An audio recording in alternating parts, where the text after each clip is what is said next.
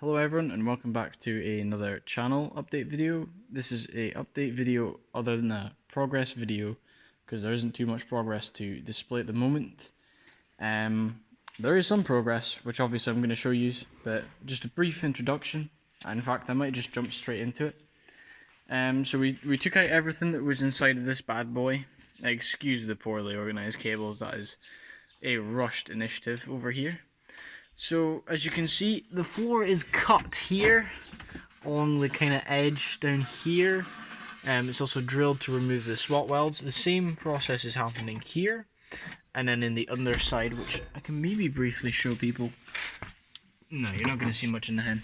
Well, the underside, basically, that floor there, and then what's underneath that bit there, and possibly even some of the seats as well, is going to get removed and welded onto the S. So basically this is going to be a donor car for bits for the S now. It's pretty much been a donor car now anyway. If you look back to the part 3 of the channel introduction video where this baby was introduced, I got it for like £100 or something for the whole shell and all the bits that came with it. I basically just slowly been pinching parts off it the whole time. I'm actually going to pinch the pedals off my daily driver because the pedals are a little rough and these ones are surprisingly good, so they're getting stolen. But yeah, I'm also stealing its floor for the Cooper S as well, so there is that. Yeah, so this bad boy is actually more bits than bobs or anything, to be honest, so hopefully we can pinch some of its bits and we'll get the S on the road. The other thing is, I'll actually just briefly show everyone my nice lovely set of black alloys that came with this car here that I'm away to show you. It came with my newest addition to the family, this bad boy. Now normally I'm not too big a fan of these because, I don't know, they're just not my kind of Mini. I feel like once they got to a certain age, like the kind of front of them got really kind of bulky and blocky, kind of weird. I also don't like how the headlights stay when the bonnet ups, because on my kind of Mini, the R50s and 53s, the actual headlights lifted with part of the bonnet, which is kind of cool. But this bad boy here, I got for literally nothing, pretty much. I paid some money for it, but pretty much nothing. It's just a nice little Mini First, I think it is called. So nothing too fancy. The interior is actually relatively quite clean. It's been pretty well kept, considering it was sat for about 2 years before it came into my ownership. But yeah, the bits inside aren't too bad looking. I mean, there's a little bit of mould on the seats and that from sitting, but they're not going to be staying. The plan for this bad boy is actually to turn it into a track car. Now I get it, 70 horsepower, it's not going to be very quick, especially considering I've got an S and a Cooper and another Mini one sitting over there, all of them which are probably much quicker than what this bad boy would be. But this is a car I got for next to nothing. You can get parts for them for pretty cheap, and the engine bay is big enough. I can't remember where the thing is. I always fuck up where the hatch is on these bad boys. It's because it's totally different to where mine is. Hang on. It's like a push-in as well. It's really weird compared to the other ones. If I can't find it in about 10 seconds, I'm going to stop from embarrassment. It's somewhere here. It's quite funny actually, my big brother has one of these, but he has a Cooper S, and I says to him, "This where the heck does the bonnet open?" And he couldn't find it either. So yeah, the bonnet's pretty big, there's plenty of room in there. It's basically the same as the Mini Cooper engine and the Mini S engine as well, so just without the turbo. But who knows, I might do a bit of mods, I might slap a turbo in there somehow, do some little bit of mechanical stupidness. But the car's pretty cheap, I got it for next to nothing, and I don't see a reason why I couldn't turn this bad boy into a little bit of a track fun project. Like I said, I got it for nothing. I'm not going to care if it bashes. I mean, I'm going to do my best obviously on the track not to, but it came with that black set of alloys back there, so I've got like 4 or 5 spare sets of tyres for Minis now. So there is nothing stopping me with loading this bad boy with tyres, stripping out the interior, which was the first thing I was going to do as a project with my mates. I was just going to completely strip back the entire back interior, so there was nothing in the inside. I was actually going to take out the whole kind of seats and get bucket racing seats for it. and dashboard and all that, that was all going to get removed so I could use the bad boy on the track, because that was one of the plans for it. On the other hand, I still might not do that. I might just fix it up and run it or sell it or something. I don't know, but I got it for next to nothing. It's been sat outside 2 years. I never got a chance to wash it because there's cars and trailers in the way at the moment. But I had the first opportunity to give this bad boy a bit of a clean down and a hoover and interior sorted out. Maybe start working on it. But yeah, that's that bad boy. So I'll take you now to the top shed, and you can kind of see what we're looking at in terms of Cooper S. Because if you had a look back to the earliest videos of the channel, you would see the 2003 Mini Cooper S R53 is the current go-around project, which is currently holding up a lot of things. It was actually holding up the car ramp for the family for about 3 months. But now you'll see the setup we've got. Now please excuse the mess, I'm trying to do the best I can. So, she's no longer on the ramp. She's on her own kind of jig with axle stands and bricks. As the keen-eyed among you will notice, the whole interior is now stripped, apart from the front end. The back is basically stripped to bare metal, and I'll show you why. This is where the rusty components of the S were. I mean, you can see that floor. You can see how spongy this is. It's all rusty to hell. That's the part I was on about cutting and welding as well. So the plan is to cut these bits out, cut this section of floor out, and weld the other Mini's parts into it, which will hopefully get that assembled a lot quicker than what it was. But it's meant taking out back bumpers, which kind of took a little bit of damage on the way out. The side skirts are out, the interior's out, there's bloody just absolutely everything out. I'm out back to the speakers as well, which I think I might change since I'm already at the extent of pulling everything out. So we've got little bits and bobs to do to this bad boy. And here is our subframe, which I think the last time I uploaded the video involving the S, these weren't shot blasted yet. So in case you don't remember, I might actually have, yes I do, I've got one of the old ones. That's the condition that this one's look like. That's one actually off this car. And these are a mixture of ones off the other car and this, best out of the four. So these were shot blasted back by myself, in my own shot blasting jig, and they've been powder coated at a place next to my work that does powder coating. So the plan is to assemble the back subframe completely from brand new, because if you look over here, we've got new wheel bearings, which I'm currently in the works of attaching right now.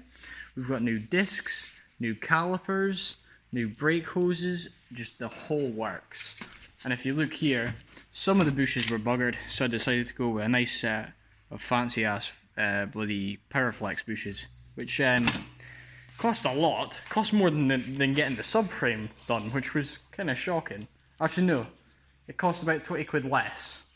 So to get the whole subframe powder coated costed almost as much as, costed slightly more than the Powerflex bushes, but hopefully they'll offer a pretty decent set of handling performance when it comes to actual road performance on the road. Now, as I said, I'm currently in the midst of replacing wheel bearings, the discs. I'm not replacing pads because the pads are actually quite brand new, if I'm not mistaken. The bloody fuel tank mount is brand new as well, because the old one was kind of disintegrating. In fact, there it is. Yeah, you ain't holding no fuel tank up with that. In fact, look at it. It's pretty goosed. It's yeah. So that's the condition that was in, which is just lovely to think, you know. But hey. So yeah, I just wanted to post a quick update video because I know I started the channel with full intentions on getting the progress of this bad boy up and going. Because the whole plan, my original plan, was to MOT this bad boy in a couple weeks' time, over a couple weeks, thinking it didn't need much. Jump onto this bad boy and get her roaded. Because my plan is still very much full roll cage for her, all the fancy works, all the fancy bits and bobs, and then eventually rebuilding a 16 valve engine for this bad boy. Now the plan is still the same, I still plan on doing this, but the plan is first to get this bad boy on the road. Because as soon as this bad boy is on the road, then I can divert all my attention and time and money to this one. But yeah, so hopefully, this bad boy doesn't take long. So, just a quick update. I would say we're going to get subframe built over the next wee while. We've got basically all the parts for it now, I think. And that'll be ready for getting the underside in tip-top shape. I mean, you can kind of see how bad some of this was. It was pretty awful. Some of that's been shot blasted, but it might get a bit of a further go at it. You can look at some of the bits over there. That is holed. That hole that's on my finger on the screen right there. That's a hole. And so is over there. We don't want those, so we're replacing it. And I mean, it'll look much better when it's done. And you know damn well, with new subframes, new bloody, well, not new subframe, but refurb subframe, brand new bushes, brand new fuel tank, you know that all these parts will go hand in hand and give basically the back end a complete restoration. You're gonna have to excuse the birds on the roof of the shed there. But yeah, we're gonna have a complete back end restoration, which will be fantastic for this thing. I'm sure it'll absolutely, you know, just excel with all that on. So hopefully I can get you an update video sometime in the near month or two, and hopefully have this baby, if not on the road, very, very close to it. Because if you look, I hate looking at this because every time I look at it, it gives me a bloody headache. I'm still gonna have to do that. That'll take 2 seconds. That's what we're trying to fix. We're gonna have to fix that, which I might pinch off the other one. That's what we're fixing right now. We're fixing that as well. The pads need swapped at the back, which I've obviously got ready to do. I've still got to fix that, but I've just pikeyed the power steer and pump off the other car, so hopefully that shouldn't be big of a problem.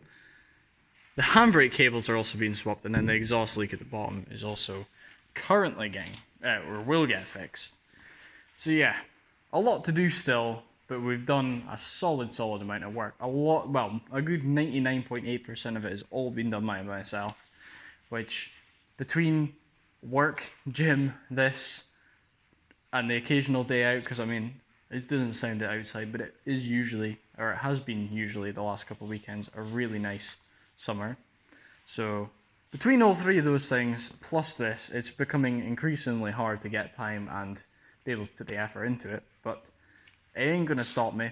This bad boy will still see the road this year, definitely this year, hopefully within the next couple of months if I can. It's a lot of work. It's especially a lot of work when it's when you're still somewhat new to it, like all these cutting and grinding and welding things. A lot of that's quite new to me still, but I am trying my best. Hopefully I can get a couple of videos or even just a quick reel or something showing you the little welds that I've done. Hopefully I can get some of those up, or maybe a little video of cutting or grinding or something. Maybe get something updated, but yeah, that's the plan. We'll hopefully see it on the road sometime soon. There'll definitely be videos of it once it's on the road. I'm sure some of my mates will take a couple of videos of me flying by and things like that. But yeah, just fingers crossed we can get this bad boy under progress, because I mean, once the sub's built and once the floors are welded, all the cutted and all welded, it is just a case of putting the bad boy back together. And you can do that in pretty much a weekend. A good run at it, you could probably do that in a couple of weekends, including the cutting and welding. The problem is I'm not getting a couple of good weekends, but I will do. I will get time. I will batter on with it soon. Hopefully we can get everything done, because as soon as that's done, like I said, this bad boy is going to get pulled out and started working on. Because the sooner that thing's going, the sooner I've got a nice car I can take out at the weekend, and a nice car I can take whenever or wherever the hell I want. It's just not LEZ compliant before you even ask. And I highly doubt putting the 16 valve engine in that would change the government's case for that one. But no, hopefully we'll get it going. Here's to that, and thank you very much for joining me once again. I'm sorry it's been so long since an update video. It's always in the back of my mind. I should be finding something to get on with. I should be finding something to update these with, but truth is, we're not really kicking. We didn't kick off as much as I wanted with the videos, but hopefully once I'm getting more progress on the actual kind of project cars going, I can maybe get a couple reels posted and make maybe weekly, if not bi-weekly posts and YouTube videos. Hopefully we'll get a couple more nicer things going. But without further ado, that'll be me for just now. I'm also planning on, I've got an Instagram account made up for this YouTube channel. You can go follow it. It's under Cooper's Cars as well. Or Coop's Cars, I can't really remember, whatever the channel's called. It's been that long. But yeah, I'll probably leave a link to them in the next video. Not this one, because I'm not posting anything yet. But once some of the projects are going, yes, absolutely, there'll be posts, reels, the whole shebang. Everything's going to get posted. The Instagram's a lot easier to post on than this, because I've got to pick up a camera and I've got to improvise for 15-20 minutes and describe what the fuck I'm doing. And sometimes even I don't know what the hell I'm doing. Like, literally, if I'd recorded a video about the grinding, I'd be like, yeah, take a grinder, cut that hole, I don't know, like, do something. Right? But hopefully we'll get some progress underway. But yep, thanks very much. Appreciate the viewing, and hopefully if you can drop a like, that'd be amazing. Helps me out, helps me know that you guys are still keen to see some of the stupid shit I've got planned on some of these bad boys. And hopefully I'll see you in the next one when this baby is very close to on the road. Alright, cheers and catch you later.